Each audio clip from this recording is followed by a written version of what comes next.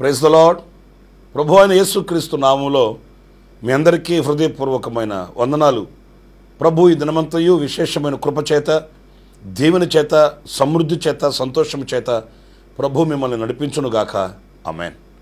పరిశుద్ధ గ్రంథంలోంచి పూట కీర్తనల గ్రంథం 94వ కీర్తన 14వ చరణాన్ని చదువుకుందాం. యెహోవా తన ప్రజలను ఎడబాయువాడు కాడు, తన స్వాస్థ్యమును విడనాడువాడు కాడు. ప్రియులారా చూడండి, మనకు కలిగిన దానిని అంతము వరకు కాపాడుకోవాలని ప్రయాసపడతాం. ఏది కూడా మనది అన్నది వదులుకోవడానికి మన ఇష్టపడం. అది అల్పమైనదైనా స్వల్పమైనదైనా. అలాగైతే సర్వశక్తి కలిగిన దేవుడు మనల్ని తన స్వరక్తమిచ్చి కొన్నాడండి. ఆయన పరిశుద్ధమైన పవిత్రమైన రక్తమును కార్చి మనల్ని విమోచించి క్రయధనమును చెల్లించి ఆయన మనల్ని సాతాను చేతిలో నుండి, లోకము చేతిలో నుండి, మరణ కబంధ హస్తాలలో నుంచి ఆయన మనల్ని కొన్నాడు, కన్నాడు. మనము ఆయన స్వాస్థ్యం, మనం ఆయన ప్రజలము, ఆయన మేపు గొర్రెలం. మనం ఆయన స్వకీయ సంపాద్యం. భూజనములందరిలో మనల్ని గొప్పగాను ఆయన ఘనతగాను ఏర్పరిచి ఆయనకు సాక్షులుగా ప్రభు మనల్ని నిలబెట్టాడు. మనం ఆయన సొత్తైన ప్రజలం. ఆయన తన ప్రశస్తమైన పరిశుద్ధమైన రక్తమును మన కొరకై కార్చి మనల్ని విమోచించి క్రీస్తు అనే బండ మీద మనల్ని స్థిరపరిచాడు ప్రభు. ప్రియా దేవుని బిడ్డలారా ఆలకించండి. అలాంటప్పుడు ఆయన మనల్ని ఎలా విడిచిపెడతాడు? ఆయన ఎలా మనల్ని ఎడబాస్తాడు? ఎలా ఆయన మనకు దూరంగా ఉంటాడు? అందుకే ఈ వాక్యం అంటుంది, ఆయన తన ప్రజల్ని ఎడబాసేవాడు కాదు, విడనాడేవాడు కాదు. ఐగుప్తులో ఇశ్రాయేలీయులు మొరపెట్టారండి. ఐగుప్తులో వారిని పెట్టే ఆ శ్రమకి తట్టుకోలేక వాళ్ళు ప్రభు వైపు తిరిగి ఆక్రందన చేశారు, ఆవేదన వ్యక్తపరిచారు. ప్రభు సన్నిధిలో వాళ్ళు వ్యధ చెందారండి. వాళ్ళు కార్చిన కన్నీళ్లు ఆయన చూచాడు. వాళ్ళు చేసిన మొర, వాళ్ళు చేసిన ఆ ప్రార్థన ఆయన ఆలకించాడు. ప్రియా దేవుని బిడ్డలారా, వెంటనే ఆయన ప్రత్యుత్తరం ఇచ్చి ఆ ఐగుప్తులో నుండి ఆయన వారిని విడిపించాడు. అయితే ఒక మాట చెప్పనా, ఎలా విడిపించాడు? ఎన్నో అద్భుతాలు చేశాడండి. ఎవరి కొరకు ఈ అద్భుతాలు అని అంటే తన ప్రజల కొరకు కాదా? ఎన్ని ఆశ్చర్యమైన కార్యాలు చేసి ఐగుప్తీయులు నివ్వెర్రపోయారండి. ఐగుప్తీయులకు ఆశ్చర్యం కలిగింది. ఈ ఇశ్రాయేలీయులు ఆరాధించే దేవుడే సజీవుడైన దేవుడు, వీళ్ళ దేవుడే మహత్యము గల దేవుడు, వీళ్ళ దేవుడే అద్భుతాలు చేయగలిగిన దేవుడని ఆయన రుజువుపరుచుకున్నాడండి.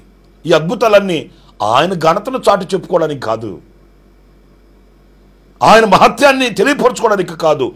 మనం గమనించవలసింది తన ప్రజలైన ఇశ్రాయేలీయుల కొరకే. ప్రియులారా, మన దేవుడు మన కొరకు అద్భుతాలు చేసేవాడండి, ఆశ్చర్యమైన కార్యాలు చేస్తాడండి. మన కొరకు ఎంతటి కార్యమైనా ఆయన చేసి ముగిస్తాడండి. ఎందుకంటే మనం ఆయన ప్రజలు. ఒకవేళ మన ఇబ్బందుల్లో ఉంటే, ఇరుకుల్లో ఉంటే, ఇక్కట్లలో ఉంటే, కన్నీళ్ళలో ఉంటే, ఎవరికి చెప్పుకోలేని ఆవేదనలో మోగవేదన చెందుతూ మనం ఒకవేళ కన్నీరు కారుస్తూ ఉంటే ఆయన సన్నిధిలో మనం ప్రార్థించినప్పుడు ఇది అసాధ్యమైనది, ఇది సాధ్యమైనది అని కాకుండా ఎంతటి గొప్ప కార్యమైన ఆయన చేసి మనల్ని విడిపించే నమ్మదగిన శక్తి కలిగిన దేవుడు అండి ఆయన. తుదకు ఆయన మనల్ని విడిపిస్తాడు, తుదకు ఆయన మనల్ని నడిపిస్తాడు, మనం కోరిన రేవుకి ఆయన మనల్ని చేరుస్తాడండి. ఆ గొప్ప దేవుడు మనకు దేవుడై ఉండడం భాగ్యం అండి. నా ప్రియమైన దేవుని బిడ్డలారా, అగ్నిగుండములో షడ్రక్, మెషక్, అబేద్నెగోలు ఉన్నారు. చేయి విడిచిపెట్టాడా? ఆపదల్లోకి వెళ్ళిపోయారు, చేయి దాటిపోయింది అని ఆయన ముఖం చాటేసుకున్నాడా? లేదే. వారున్న అగ్నిలోకి దిగి వచ్చాడు. ఎంతటి శక్తి కలిగిన దేవుడో, ఎంత నమ్మదగిన దేవుడో చూడండి మన దేవుడు. మనం ఈ రోజున నమ్ముకుని ఆప్తులు, ఆప్యాయతలు పంచిపెట్టే స్నేహితులు, ఇలాంటి వాళ్ళు ఆపద వచ్చినప్పుడు చేతులెత్తేయచ్చు, దూరమైపోవచ్చు, కనుమరుగైపోవచ్చు. కానీ ఆపదలో ఉన్నారని ఎరిగి వాళ్ళు ఉన్న ఆపదలోనికి దిగివచ్చి వాళ్ళతో కూడా అగ్నిలో నిలబడ్డాడు.